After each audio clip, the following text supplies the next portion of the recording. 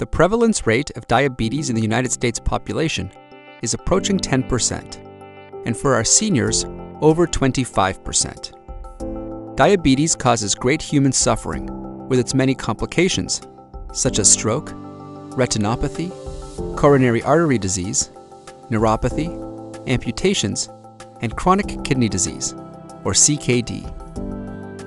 CKD is defined as an abnormality of kidney structure or function that persists over 3 months and is arguably the most detrimental to quality of life. Diabetes is the primary cause of kidney failure, accounting for 44% of all new cases annually.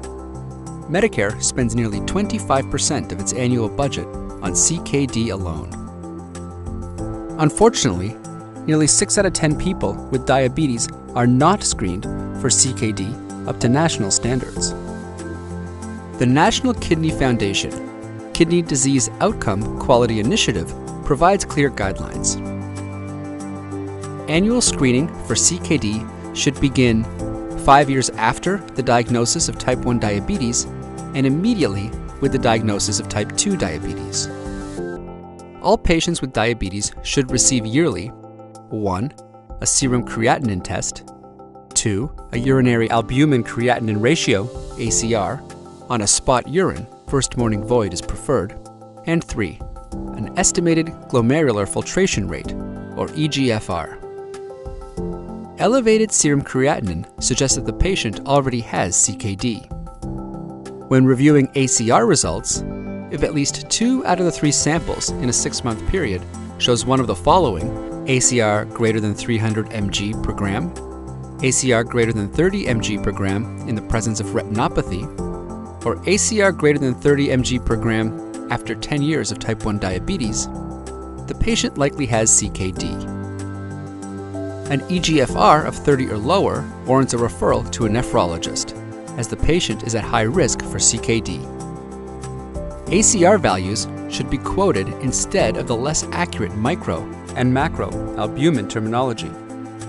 Samples should be disregarded if blood, bacteria, high levels of glucose, or uncontrolled blood pressure have contaminated the test. When in doubt, retest. EFRG should be monitored over 3 months in diagnosing and staging CKD. Stage 1 CKD is possible with a normal or elevated EGFR when ACRs are elevated.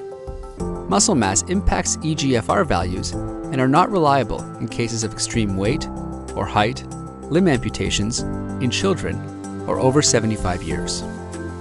As healthcare providers, we have a duty to properly screen annually for chronic kidney disease in those with diabetes and prevent unnecessary suffering.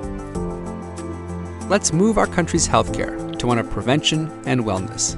Let's save our kidneys. In loving memory of Owen O. Hughes. This video was made possible from the Anna Mae Berg Spaniolo Faculty Practice Enrichment Endowed Award at Michigan State University, College of Nursing.